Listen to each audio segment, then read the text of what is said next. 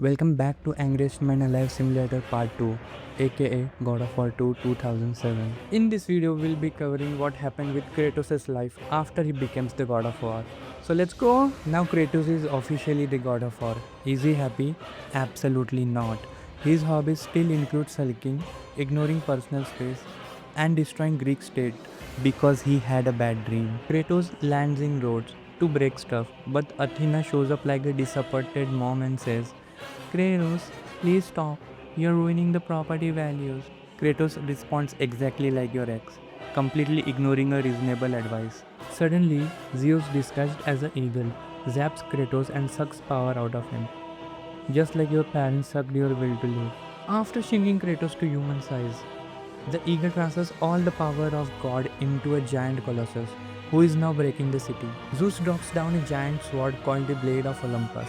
He yells, Drain your godly powers into the sword, Kratos.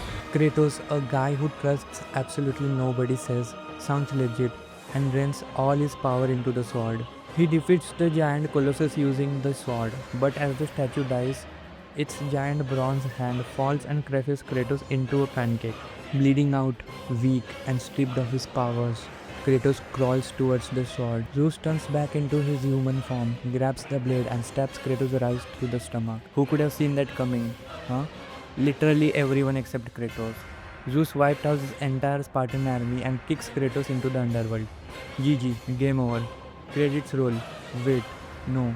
While Kratos is bleeding out in hell, Gaia, the giant rock mom of Titan, shows up with a bunch of creepy subterranean hands to pull him out. She goes, Get up, loser, we are going to rewrite the history. Gaia explains that if he finds the Sisters of Faith, he can use their magic time clock to go back, punch Zeus, and stop himself from dying. Kratos agrees immediately, mostly because he hasn't killed anything in 5 minutes and is getting withdrawal symptoms. Gaia gifts him a majestic fire Pegasus. Naturally, within 2 minutes of flying, Kratos gets ambushed by a dark rider, loses the horse and plummets into the freezing cave of Typhon, the Titan. Now begins the ultimate ancient Greek fetch quest. First, Kratos meets Typhon, a trapped titan who is extremely cranky.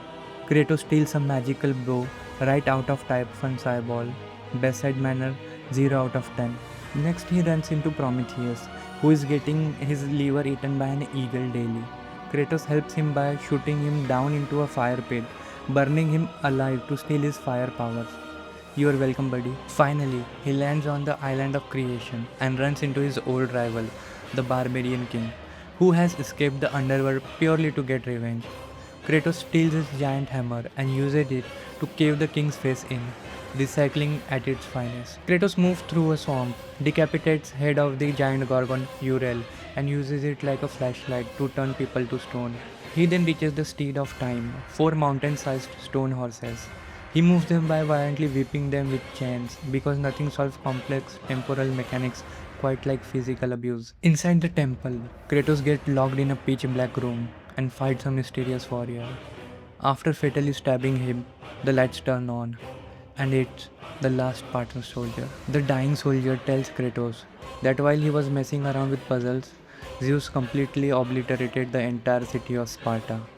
Kratos gets so depressed, he lets a giant kraken grab him. But Gaia snaps him out of it with a quick pep talk, and Kratos cooks the squid into calamari using a giant bridge mechanism. Finally, Kratos reaches the Sisters of Faith. Sister number 1, Lachesis, says, You can't change the faith. Kratos counters with, I have a sword, which proves to be a very effective debate tactic. Sister number 2, Atropos, drags him back in time to the final boss fight of God of War 1. Trying to destroy the sword Kratos used to kill Ares.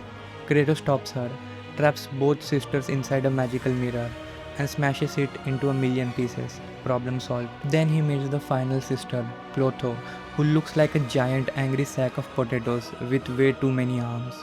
Kratos drives a swinging pendulum blade straight through her skull because she does not have time for a civilized discussion. Kratos takes control of the Loom of Fate, rewinds the time back to the exact second Zeus stabbed him in Rhodes, and interrupts his own murder like an uninvited party crasher. He beats Zeus so bad, the game literally turns into a button-mashing quick-time event of pure rage.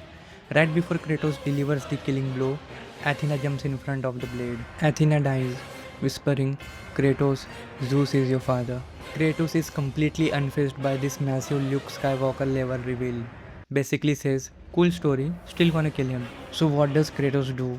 He uses the time loom again, goes back to the ancient Great Titan War, grabs all the titans, bring them to the present day, and rides them up Mount Olympus like an enraged muscle-bound elevator. Kratos looks up at Zeus and screams, Zeus! Your son has returned. I bring the destruction of Olympus! and this is where the game ends, on a massive cliffhanger that left millions of teenagers slamming their controllers in 2007. What up guys, this is NPCplayer. If you're watching till now, make sure to subscribe and if possible support the channel. It's on the verge of bankruptcy. Thanks for watching.